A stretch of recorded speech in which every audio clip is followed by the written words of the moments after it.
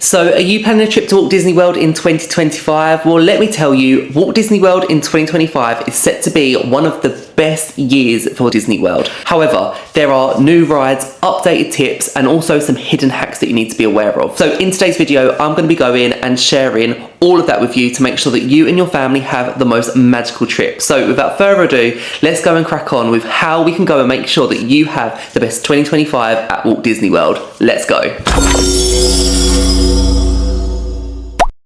Hello everybody and welcome back to my channel. If you're new around here and you're seeing my face for the first time, then a big hello from me. My name is Sam and I post lots of Disney, theatre, travel and lifestyle content. So if you like that kind of thing, then make sure you're definitely going and hitting that subscribe button because it would absolutely mean the world to me. And also make sure you're going and follow me over on Instagram, Journeys with Sam, because I also go and post over there lots of Disney tips, tricks, I post reels, and also I go and do lots of Q&As and that kind of thing over there as well. So make sure you're not missing out on my Instagram as well. It would mean the world to me if you could follow me over on there. Today I'm very excited because I'm going to be sharing all of the tips and tricks to make sure that you have the best 2025 trip to Walt Disney World. Who was able to say when it got to the 1st of January, I'm going to Walt Disney World this year? Well, I'm not going to Walt Disney World this year. I have no plans to yet. I'm sure we'll book something somewhere, but I do have Disney trips, so I'm able to say I'm going to Disney this year, which is very exciting. If you do have a Disney trip booked, whether that's Walt Disney World, Disneyland Paris, California, one of the Asia parks, whatever it is, make sure you go and comment down below your countdown because I'd love to know how long it is till you go to your next Disney park. It's very, very exciting. Now, I actually went and vlogged my whole Walt Disney World experience. I've actually got 2 Walt Disney World series on this channel, one from 2023 and one from 2024. So if you are going to Walt Disney World this year, definitely go and check out them vlogs too, because I feel like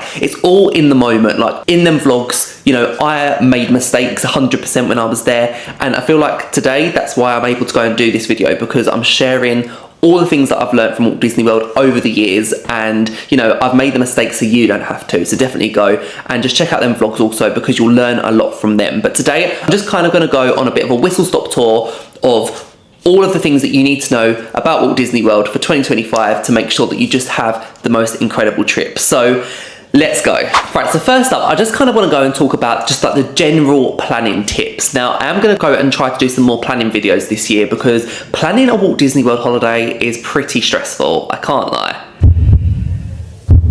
It's stressful times, but do you know what? One of the main things that you just need to remember is to definitely go and book your trip as early as possible. Disney isn't a last minute holiday kind of thing, and I know lots of people think, let me just go and book my Walt Disney World trip last minute, I might be able to go and get it a bit cheaper, which you might be able to. Like, I don't really know if there's such things as last minute deals anymore, really, but with Walt Disney World holidays, definitely go and try to book as far in advance as you possibly can. Now, the reason for this is because Disney is all about the planning. If you want to have a good Disney trip, you need to go and do some really, really good planning, and that's something that I love doing, but I know there's lots of people that just hate the planning part of it. It's frustrating, it can be crazy at times. The reason you're booking early is because that gives you opportunity to go and be one of the first people to go and book them hard to get things. Now, luckily, we're in a time where we don't have to do park pass reservations for Walt Disney World anymore, so that's a bonus in some respect. However, what you do still need to go and do is book your dine-in. We're going to talk more about dine-in a little bit later on in this video,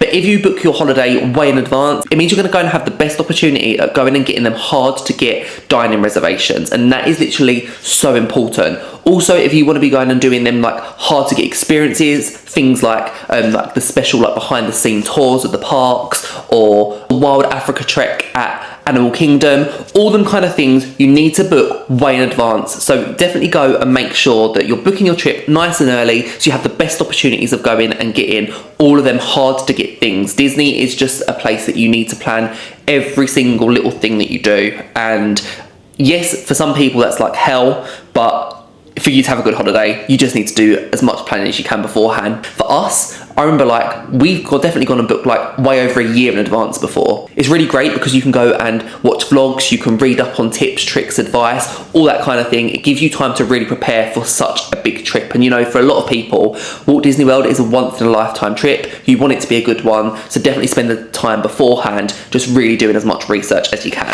Now, one of the very first things that I do when planning is I always go and look at some crowd calendars. Now, Generally, I will look at websites like Undercover Tourist. I feel like they're like one of the best ones for crowd calendars. I also look at Kenny the Pirate. Touring Plans is another one that I used to use. However, with that one, I feel like you have to pay like a subscription for it, but that again was pretty accurate. But the good thing about using crowd calendars is that you're able to go and really plan on which park will be best to go to when you go to Walt Disney World. Now for me, being a teacher, it means that I can only go to Walt Disney World during the like school holidays. So with that, it means that I'm able to go and look at the crowd calendars, see when it's going to be quietest. Normally, the end of August is the quietest time. So if you are tied to school times, the end of August is a really, really good time to go, like going into the beginning of September, just because a lot of the American schools go back. So that's always a good time. I've also gone during Christmas time before, but it was during like the COVID time. So it was a little bit quieter than a normal Christmas. But Christmas was a lovely time to go, but just expect the crowds. But what's great about these crowd calendars is that you could even go at the busiest times, but the crowd calendars will go and predict which park is best to go to. So for example, it might be on Christmas Day, it might say to you that yes, all the parks are going to be busy, but Animal Kingdom is going to go and have the least crowd. So then you know, actually, as much as I might love to go to Magic Kingdom on Christmas Day, I might pick to go to Animal Kingdom and then go Magic Kingdom later on in the day or something like that. So a crowd calendar is great to look at because you can really go and plan your trip to a T. You know exactly what park you're planning on going to. And then the thing is, when you get there, then things do change. Like, I've been to Disney World before, I've had like an itinerary, and we've decided, you know what, we've done enough of Animal Kingdom, like we've done all the rides there in like a day, so we're gonna go and spend more time at Hollywood Studios because we haven't got on much. So things do change, but it's good to just have a rough kind of plan in place that you know what you kind of want to do, and the crowd calendars are so good. But what I would say, don't just rely on one crowd calendar. I always go and kind of look at like 2 or 3 and then see what the general kind of like thing is that they're saying. Another thing that I'd say when it comes to crowds is obviously everybody wants to see Cinderella's castle. Like, that is why you go to Disney. You want to see that iconic castle. Magic Kingdom always feels that slight bit busier than the other parks anyway. But the good thing with Magic Kingdom is there's so many rides. People are so spread out. It does definitely kind of help with like the distribution of the crowds. It's pretty decent. But what I'd say when it comes to Magic Kingdom, definitely go and if possible, try to avoid a Saturday because Saturdays always just seem super, super crowded for Magic Kingdom. I think a lot of people obviously come for the weekend, but also Monday, Tuesday and Wednesday are very, very busy. Monday especially because people have decided to go for a long weekend. But I'd say if you're going to Magic Kingdom, I would say avoid the weekend block and try to go kind of like Wednesday, Thursday, Friday if possible to go to Magic Kingdom because you'll notice a big difference. Another thing when it comes to crowds at Magic Kingdom, go during a party day. So for example, when Mickey's Not So Scary Halloween party's on, go to Magic Kingdom. The crowds are so low. If you go and watch my Mickey's Not So Scary Halloween party vlog from both trips that I've had, the crowds during the day are so low, like because nobody wants to go there because obviously there's a party, everyone's going to be kicked out of the park at 6 o'clock. So it's important that you go and definitely plan your dates for Magic Kingdom around the big party events. So Mickey's Not So Scary Halloween party, people get kicked out at 6 o'clock, so definitely go during that. Or also Mickey's Very Merry Christmas party, again, because people want to spend a long time at Magic Kingdom, not be kicked out at 6 o'clock. If they haven't got party tickets, they don't want to be in the park. So party days are like the perfect time. I think when I went, literally we managed to get on like Peter Pan, had like a 10-minute queue, and that was like 2 hours into the day. So it was honestly perfection. I loved visiting during the party day. Okay, so next up, I want to talk about accommodation and where is the best place to go and stay for your Walt Disney World trip, because obviously some of you may not have even booked accommodation yet, and it's one of these things where people are torn between on-site or off-site. Now for me, I love staying on site, and I have a lot of people comment saying like, why don't you try staying off site and all that kind of stuff, and it's something that I am going to consider doing. Like, I feel like the benefit of staying off site probably is quite good as well. They have good transportation still to the park, some of these like partner hotels, so there are some benefits to staying off site. I love being on site because I just love being in the Disney bubble. Like, I love being in there. I love the fact that I'm not escaping the Disney anywhere that I go. And the benefits, yes, there aren't as many benefits as there used to be years ago, but things like the extra 30 minutes early entry, that's still such a big benefit to go and have that, because it means that you can get into the park, you can go and get all your pictures that you want, and then also you get like a head start of being in some of the busiest queues. So even like your 30-minute early entry to Animal Kingdom, you can start lining up for Flight of Passage and you've beat the crowds, really. So that's what I do love about the early entry benefit. Yes, it's only half an hour, it's not a lot of time, but it's always just so good to be able to just walk into the park early and just get a head start compared to everybody else. It's always just such a good feeling. Also, when you stay on site, you're getting that transportation. It's free bus transportation, or you can use the Skyliner or the boats or whatever it is that your hotel offers. It's always so good to go and get that transportation. I'd say the transportation is very reliable. Yes, sometimes you find yourself waiting. It's frustrating, like at the end of the day when you're like, oh, I've got to go and get a bus. But you know that you're going to be on a bus, and within like 15 minutes you're going to be back at your hotel. So I love that, especially after a really, really long day at Magic Kingdom, for example, when you've been on your feet all day. It's just so nice to be able to know that you're going to be on that bus and you'll be back at your resort and you'll feel like you're at home in no time, and that's literally what I love. But staying off-site, I'm sure there are lots and lots of lovely off-site hotels. Like I said, some offer transportation to the Disney parks. For some of them as well, like you're closer to Universal, if you're staying at International Drive, they have the iRide trolley, which basically takes you to lots of different places in Orlando. So things like that are literally amazing about staying off-site. I've not done it, so I feel like I can't really comment about staying off-site. Obviously, I know a lot of people decide to go in villas, and I think that's probably a great thing to do if you're a bigger family, like to stay in the villa, and if you're happy to drive out there, that's something that me and my family are not happy to do. Like, we wouldn't go and drive out there, so that's why off-site in some respect doesn't work for us, but we just like staying in the Disney bubble. But it is all dependent on you and your family and what you want. You can save a lot of money by staying off site. So yeah, I think it's something that you definitely need to go and discuss, see what hotels there are to offer. I know like the Rosen Inn, people always mention the Rosen Inn and say they're really good value. So I don't know, you've got to weigh it up, but for me, I just love staying on site. Also, another thing that I do want to mention about Disney accommodation is that there is such a wide variety of Disney accommodation depending on your budget. So you've got the value resorts, which I quite often love to stay at the All-Star resorts. They are literally the most perfect resort. Like, they have everything that I need. I'm not, you know, spending a ridiculous amount of money on the hotel, but basically I have all the benefits of staying at Disney just at a value resort. So I've stayed at All-Star Music and I stayed at All-Star Sports. Both were great. I think Music had the edge for me, but they were really, really good accommodation. So they're your value resorts. You've also got moderate resorts. That's things like Caribbean Beach, Port Orleans Riverside, Port Orleans French Quarter, Coronado Springs, that kind of thing. Them resorts, again, add a bit more luxury. I feel like the higher you go up, the less Disney-fied the resort is. So at the All-Star resorts, we had like the Donald Duck statue in the pool and things like that. So you have like all the Disney around you, but as you do go up, the Disney kind of becomes less in your face, which for some people they really, really love.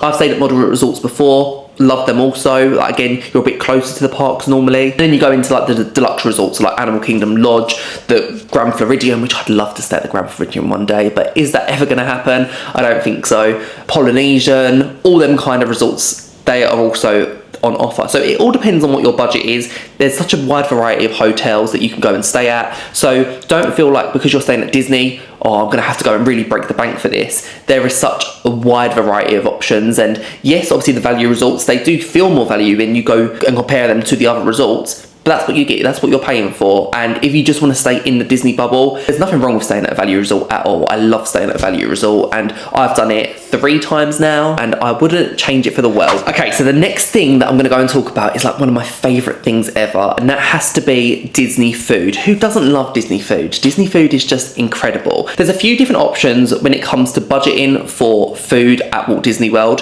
but I really want to go and talk about the Disney dining plan. Now, if you watch my last vlog series, you would see that every single day I went and broke down the Disney dining plan, and I kind of discussed if we went and beat the plan or not. Now, for me, I love the dining plan because what it means is that we can all kind of be a bit more adventurous with our food. Now, for us in my family, none of us are fussy eaters, so we was quite happy to go for the most expensive options on menus. We was able to go and get alcoholic drinks because me, my mum and Jack, we're all over 21, so it means that we was able to go and get alcoholic beverages. So for us, it worked in a lot of ways. However, you would have noticed that when you watched the vlog series, there was a few days when we didn't actually go and beat the dining plan. So it's kind of one that you've got to go and weigh up. But there's actually 2 different types of dining plans at Walt Disney World. Now, the first one is the quick service dining plan.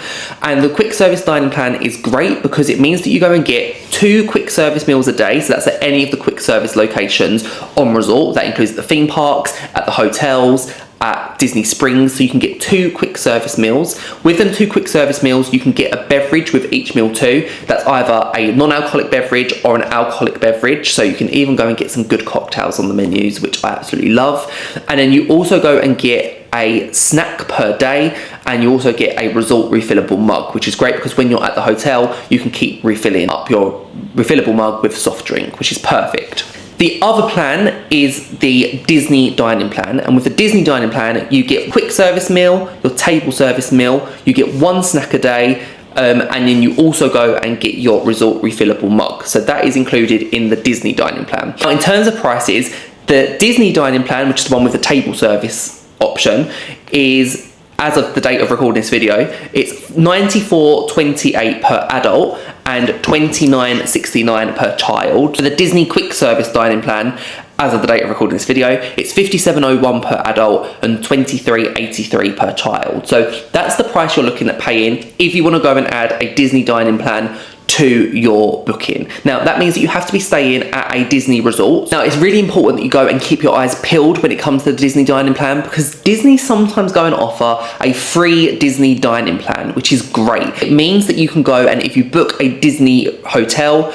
they're going to go and chuck in a free Disney dining plan for you. And who doesn't love free food? Like, everybody loves free food. So definitely go, keep your eyes peeled throughout the year for that. Now, what's important to know about this is it does depend on which level of hotel you stay at, depending on how much you get for free. So for example, if you're staying at a Disney Value Resort, it means you're only going to go and get 1 quick service meal a day and then a drink that you can go and get with that meal. So it's slightly less because you're paying less for the hotel. You get less of an offering when it comes to the dining plan. If you stay at the moderate resort, you go and get the quick service dining plan, which we've spoken about. And then also if you stay at the deluxe resorts, you get the normal Disney dining plan with the table service meals as well. So it all depends on which level of hotel you go to. Now, this is when it goes and gets really exciting, because when it gets to 60 days before your Disney trip, it's when you can go and reserve your table service dining. Now, this is really exciting. So obviously this opens at 60 days in advance. It used to be 180, which is really annoying. I used to love it when it was 180 days, but it's now 60 days, and you can go and start booking your restaurants from 6 a.m. Eastern time or 11 a.m.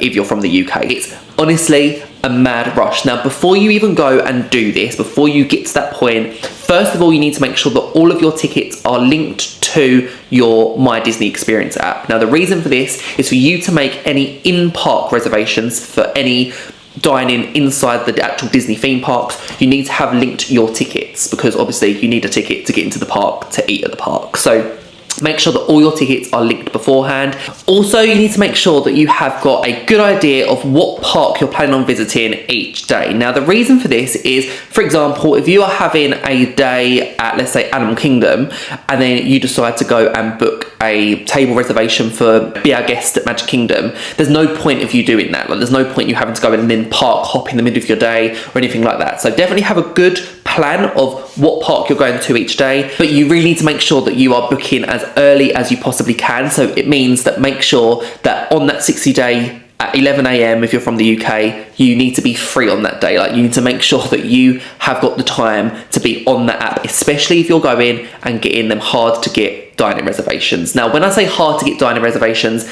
these are the ones that are so popular that they literally go within seconds. Like, they are honestly, it's a mad rush. So if you want to go to any of these restaurants down here, they are the hard to get ones. So definitely go and make sure that on that day you know exactly when you're going, what time you're looking for, and then just go and try your absolute hardest to go and get them. It can be a mad rush, but honestly it will be worth it in the end. Now, what is good about staying at a Walt Disney World hotel is that you're able to go and book from your 60 days and then 10 days beyond that, which means that you're going way into your trip. You actually go and get a bit of a head start compared to everybody else. Now, you don't have to be staying on Walt Disney World property to go and book your reservations 60 days in advance. Everybody is able to go and book their restaurants 60 days in advance of their trip. As long as they've linked their tickets to the app and everything like that, they can go and book their 60 days in advance. So when you're staying at a hotel and you've got that window for an extra 10 days, that means that the further you are into your trip, the more chance you have of getting those hard to get reservations. So definitely go and do that. Now this is the sad part, and it's something we need to go and talk about because, you know, there's a chance this could happen, and I really hope for you it doesn't, but it is like survival of the fittest out there. Like it's scary times, but literally thousands of people are going and trying to get your exact dining reservation that you want, and it's just crazy. It can be real craziness, especially for them hard to get dining reservations. So here's what you do if you don't get the dining reservations that you want, and I'm gonna go put my hands up and say this has happened to us. Like we've had it before when we've wanted something and we've tried so hard and we just haven't managed to go and do it. So basically, the first thing I would go and definitely do is just keep checking back as much as you possibly can. Keep looking at the My Disney Experience app, and people do cancel. People are cancelling all the time. People just don't realise how big Walt Disney World is, and then they get there and they're like, oh, we can't make that reservation. So people will go and cancel to stop themselves from having to pay a fee, because if you show up late for any of your Disney dining reservations, you will have to go and pay a cancellation fee or a no-show fee. So people do go, they do cancel, and that might be your luck. Another thing you can do is you can go and subscribe to certain websites that will go and literally notify you the moment that somebody cancels the dining reservation. So there's a few ones that I know about. Mouse Dining is one of them, and Mouse Watcher is another one. People talk really high of these. The problem is that you do have to pay for them, but you know, if getting that dining reservation is really important for you, it might be worth just paying to go and get notified if there's going to be a cancellation. Obviously there's no promises that there are, but you know, there's a chance you'll get the notification come through and you can go and book that cancelled slot straight away. Now, another really good thing that you can do if you've not managed to go and get that dining reservation is join a walk-up list. Now, you can do this on the My Disney Experience app. Some restaurants will open them, some restaurants won't. It all depends on how busy they are. But if you go there, you can go and join a walk-up list on the My Disney Experience app, and it will notify you how long they think it's going to be for you to be able to go to that restaurant, and then they'll notify you when it's your time to go. And that's honestly one of the most perfect things ever. We done this on our last trip when we booked to go Ohana's. We'd waited like such a long time. It was in the Polynesian and it was raining so badly we couldn't even like go outside because it was like torrential thunderstorm. So we kind of sat in the Polynesian for ages. We'd already gone and looked in the shops. We'd walked around like the indoor part of the hotel, and we just got a bit bored. We were just sitting around waiting. We had like 2 hours still to our reservation because we got to Polynesian really early to do some exploring, and then we noticed that the walk-up list was available for earlier than our dining reservation. So we ended up managing to go and get a walk-up list for the Polynesian, which means that we was then able to cancel our later reservation and walk up instead. And honestly, it was a perfect service. So even for a hard to get reservation like Ohana's, we was able to get a walk-up list on the day, and it was literally perfect. So please, if you don't get your reservation 60 days in advance, don't worry, because there's plenty of opportunities afterwards that will hopefully mean that you can go and get them reservations that you really want. Now, before you go, definitely go and check out lots and lots of vlogs. Do your research about all of them really good snacks that you need to go and get. Disney have such amazing snacks, and you need to make sure that you are finding what the best snacks are and also trying to go and plan them into your day. Now, things that I absolutely love that I cannot go without at Walt Disney World, things like the Cheshire Cat tail, love that so much. Gaston cinnamon bun, the new creme brulee bun thing that they had at Gaston's Tavern, that was also really insane. I love Dole Whip. Like, I can't go to Walt Disney World and not have a Dole Whip. The Jack Jack Cookie Num Num is amazing. Hollywood Scoops, I love getting Hollywood Scoops before going to Fantasmic. Like, honestly, there's so many snacks that are out there. I've actually got some videos on this channel all about my favourite Disney food snacks and everything like that for different parks.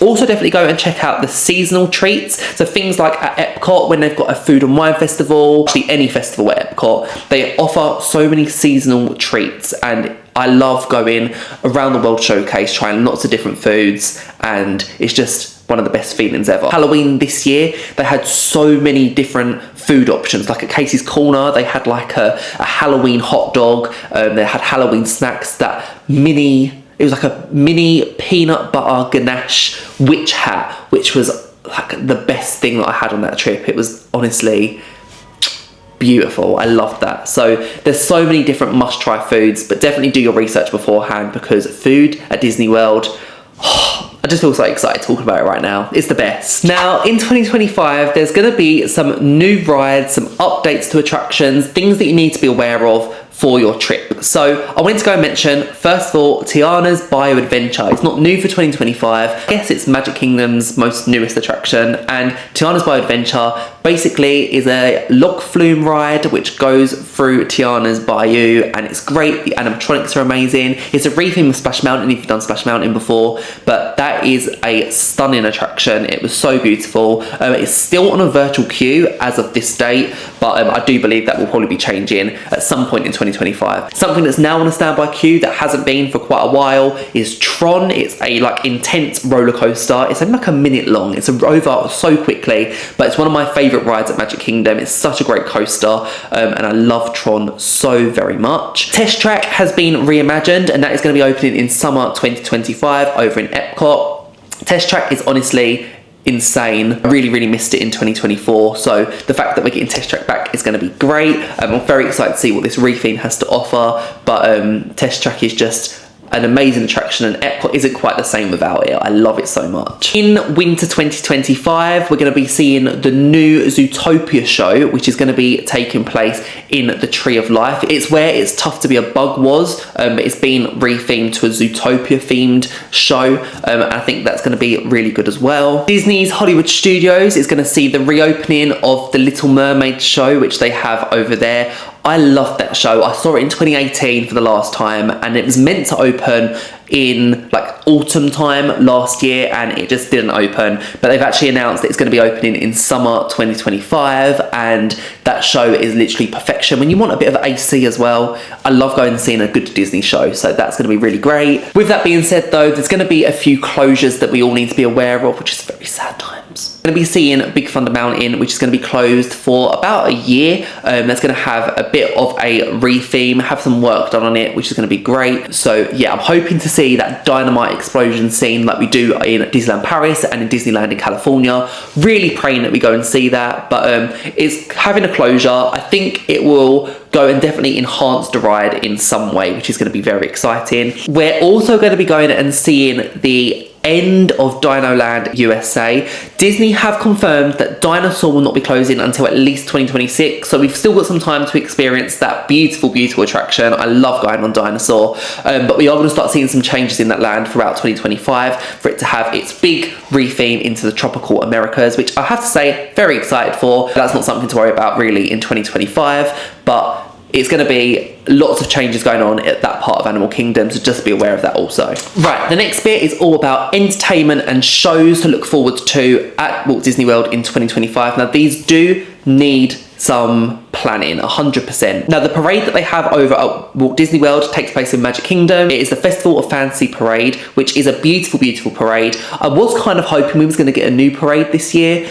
but it doesn't seem we are. So Festival of Fantasy Parade, it usually takes place once a day. Sometimes it'll be on twice a day, but most of the time we see it once. It's usually on in the afternoon around 3 o'clock. That seems to be the normal time slot for the Festival of Fantasy Parade. For that, actually, out of all the Disney parades I've been to around the world, it seems to be the one that's the least crowded, but I'd definitely say try to get there 20 to 30 minutes early. It actually starts all the way over in Frontierland and then makes its way down past the castle and into Main Street USA. But the parade is always so good. It's a great way of seeing lots of different characters, so always love seeing the parade. They also have cavalcades which take place throughout the day, so again, keep an eye on the My Disney Experience app. That'll tell you the times that the floats are going by. Cavalcades are just kind of smaller parades. Sometimes it'll be just 1 or 2 floats. But again, it's a great way of seeing lots of great characters without having to queue at all. And you can kind of just wave at them on their floats, which is always very exciting. Have you been to Walt Disney World if you haven't said that you've gone to see the nighttime spectaculars? Because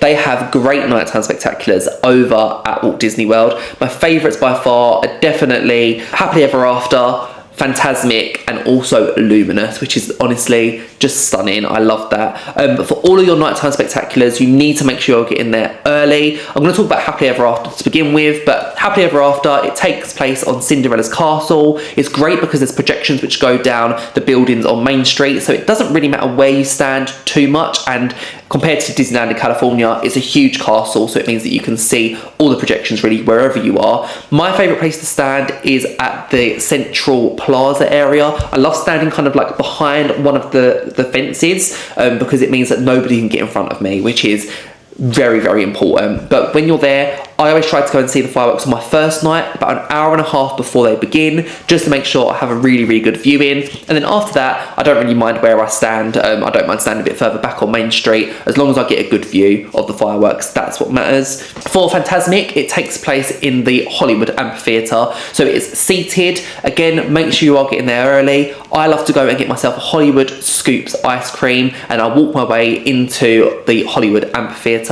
probably about an hour before. But it's quite nice because you're just sitting there. They have a great soundtrack. I love sitting in that theatre and having that great soundtrack, which is amazing. And then eat my Hollywood Scoops, and then before I know it, it is Fantasmic time. And Fantasmic is a stunning show. Again, great way of seeing lots of characters. The storytelling in Fantasmic is literally insane. I could literally just watch Fantasmic on loop, and to be fair, I do, because I just watch it at home on the TV screen so much, because it's just the most stunning show. It's pure Disney magic, that one, and I just love it so much. And Luminous is the nighttime spectacular over in Epcot. You basically go and stand anywhere around the World Showcase Lagoon. I actually quite like standing. I actually found on my last trip by Norway. Norway was really, really lovely, and we can literally go, because it's around the whole World Showcase Lagoon, which is massive, it's huge. You can literally go and turn up probably about 30 minutes before and still have a great view. So that's what I love about Luminous. I also quite like standing between Port of Entry and Disney Traders. There's like two shops at Epcot kind of facing the World Showcase Lagoon. You've got the like a Spaceship Earth behind you, but that's a like great viewing spot, very, very central for that one. But again, I'd say get there about an hour early, because that one is a very central location. In terms of the stage shows, two that really stand out for me would be the Festival of the Lion King and also the Finding Nemo show, which is over in Animal Kingdom. Both shows are in Animal Kingdom. For them, you haven't got to get there mega early. I'd say 20-30 minutes is plenty, to be fair. But again, they're really, really nice shows. I love going to them because it means that you can go and just sit down in the air conditioning, have a great chill, and they're just really, really lovely, magical shows, especially the Finding Nemo one. It's one that is literally Broadway quality. I literally love it so much. I always say that Animal Kingdom's like the hottest park, so the fact that you have two really good shows, escape the heat, it's literally perfection, and I love that. Now, for this part of the video, I'm going to be talking about tips for family. So if you're not going as a family with young children, definitely go and skip this part, because it's not going to be relevant to you. Although if you want to know some quiet spaces in the parks, then definitely stay tuned in this part. But when you're traveling with kids, obviously Disney World is a very, very intense holiday. It's intense sunshine, intense heat, a lot of walking. It can be quite a lot. It can be very stressful. And even for like us as adults, sometimes we can get so overwhelmed by things that are going on. Like, we always think Disney World is the most happiest place on earth. And you know, it is. It's so magical. But at the same time, things aren't always going to go to plan.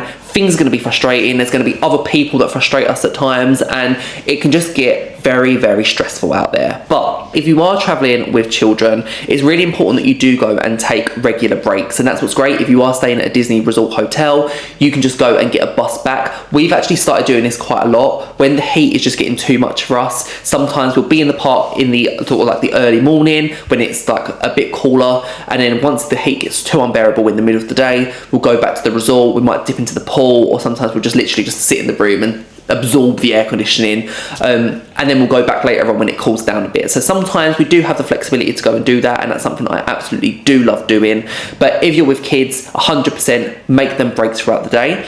If you don't necessarily want to go and leave the park, then other great opportunities to go and have a break are things like Tom Sawyer's Island. Whilst it's there at Walt Disney World, definitely make use of it the best as you can. Tom Sawyer's Island, you basically get a little raft over to the island, and it's just a nice way of escaping the hustle and bustle of being at Magic Kingdom Park. It's so quiet because literally nobody goes over there, and it's all shaded because it's lots of trees, and it's just a really, really beautiful location to be in. In Animal Kingdom, I also really like the area which is by Flame Tree Barbecue. They have a beautiful seating area over there. Even if you're not eating at Flame Tree Barbecue, you can still go and take a seat there. It's all shaded, it's very, very calm, very, very chill. You sometimes see a few like animals walking by, so there'll be like birds and things like that which are walking around the area, but that's also a really, really lovely, just quiet location to be in if you want to stay at Animal Kingdom. Another thing, if you do just kind of want to escape the parks but you don't want to go back to your own resort hotel,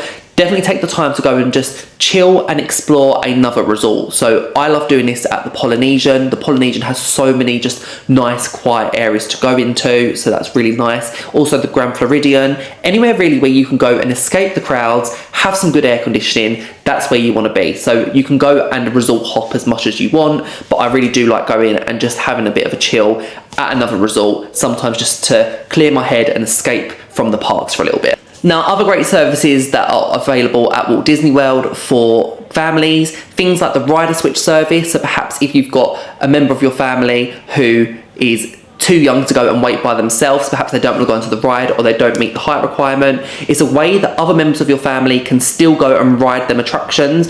Basically, one member of your family will go and join the standby line, and then the rest of you will be able to go and join the lightning lane access afterwards. So it's a way that you can kind of all still go and do all of the fun that Walt Disney World has to offer, even if you have a child who's not able to go onto the rides at that time. So it's a great service. You can also go and rent strollers at Walt Disney World. I think it's about €15 a day for a single stroller, and yeah, basically you can have a stroller for your duration of time at Disney, which definitely for some families it'll be a great thing to go and have, especially if you've got ones that are a bit more reluctant to walk. Now, the next thing I'm going to be going and talking about are the pro tips, the things that you 100% need to know to make sure you have a stress-free Disney vacation, because let's face it, Disney can be stressful, and these things are definitely going to go and help to relieve them stresses a little bit. So the first thing I want to talk about is the things that you definitely need to go and pack in your park bag every single day. Now, I would say the main thing has to be a portable charger, because without a portable charger, you are literally going to be so stuck. You're going to be using the My Disney Experience app more than you can ever imagine. Like literally the app is for everything Walt Disney World related. You're going to be taking so many pictures, so many videos, getting all the memories that you possibly can, and you literally cannot do that without a portable charger. So for me, I'll go and link down my portable charger that I have down below. My portable charger is honestly insane. It literally, I charge it up overnight each day, and it can charge my phone up to 4 times, I think. So I really love that. But if you don't have a portable charger and you get to Walt Disney World and you're like, oh my God, I need a portable charger, Disney have a partnership with a company called Fuel Rod. And I actually got a fuel rod on my last trip. It was very unexpected. Basically, it's a way of charging your phone. You pay like a one-off. I'll put the prices here, and you basically go and it will charge your phone once, and then you basically go and put it into the machine, which is dotted around the park. So there's lots of different machines. You put your fuel rod back and you get a brand new fully charged fuel rod every single time. It's a fantastic service. Obviously it's quite a lot of money to pay at the beginning, but once you've got your fuel rod, you can literally just keep kind of recycling it and getting a new fully charged battery every single time. And it's amazing. Like honestly, I didn't know that Disney had this until my last trip, and it's a really, really good service. So definitely go and use a fuel rod if possible. Ponchos are going to be your best friend, especially if you're visiting during that hurricane season. It's going to be raining quite a lot, so definitely go and have your ponchos at the ready. But at the same time, also bring electric fans. I cannot live without my electric fan. I literally take it everywhere, and it's just great, especially when you're going and waiting like for Happily Ever After and it's still really humid at night. It's so good just to kind of have a fan and hold it, and it just cools you down amazingly. So I couldn't live without my portable fan as well. Another thing is definitely go and take comfortable shoes. Definitely don't bring any new trainers or anything like that. Ones that you've already worn in are going to be your best friend for sure. Otherwise you're just going to go and get blisters. I've definitely learned from that mistake before.